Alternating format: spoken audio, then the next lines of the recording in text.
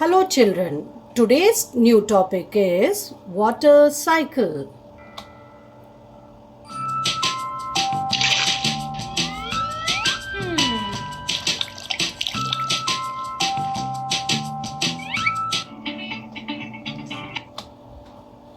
What is the water cycle? Did you know children that there is no new water on the earth? It all gets recycled and reused in a process that we call the water cycle. The water cycle is a way that water moves all around the earth. It never stops and doesn't really have a beginning or an end. It's like a big circle.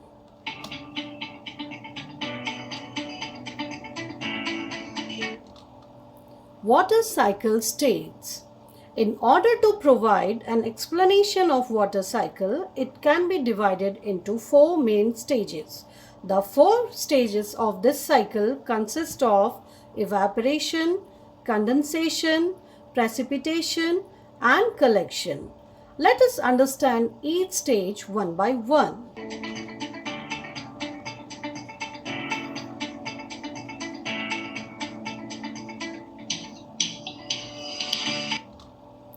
The first stage is evaporation.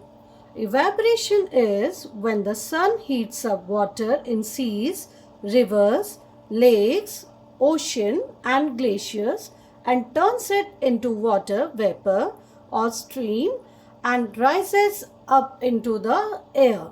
Water is also evaporated through plants and soil through a process called transpiration. Did you know children?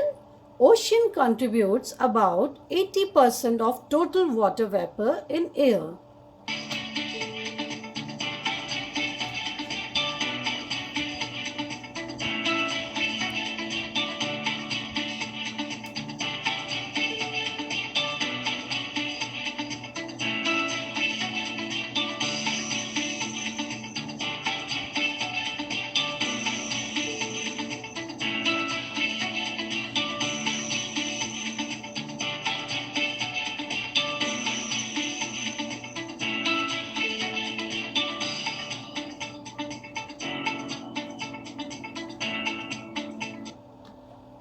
Next stage is condensation.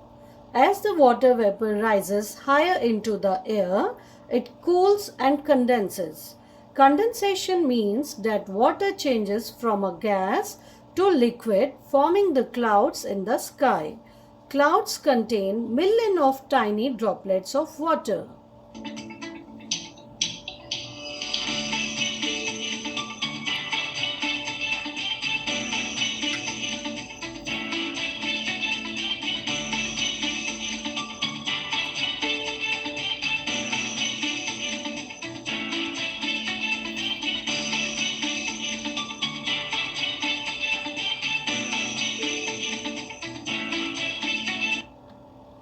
Next stage is precipitation. The water keeps condensing to form clouds, but when there is too much accumulation or collection of water in these clouds, the clouds become heavy. This means the air can no longer hold this much amount of water, and the water starts to fall back to the earth in the form of rain. If the atmosphere is cold enough, the form of precipitation changes from rain to snow and sleet.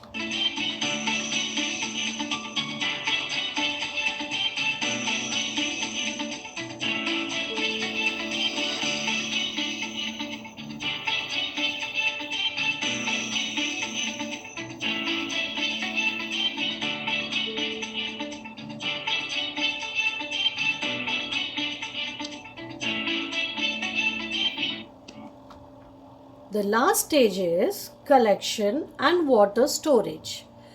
In the last stage, rain or melted snow flows back into water bodies like seas, rivers, lakes and glaciers.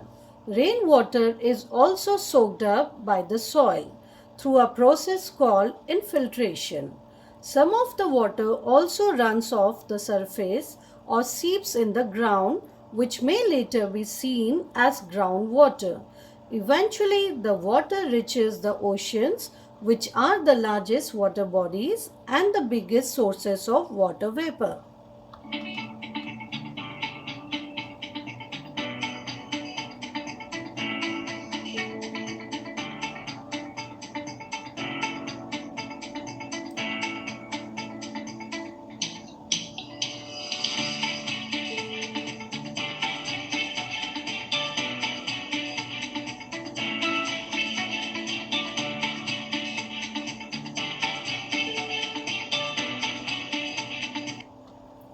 Again, this collected water heats up and turns into vapors, and likewise, this process goes on and on, forming a water cycle.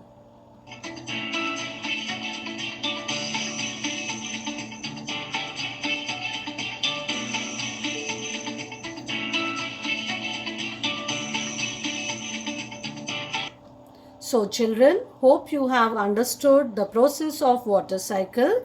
Here is an experiment for you. Now try this experiment in your home and enjoy.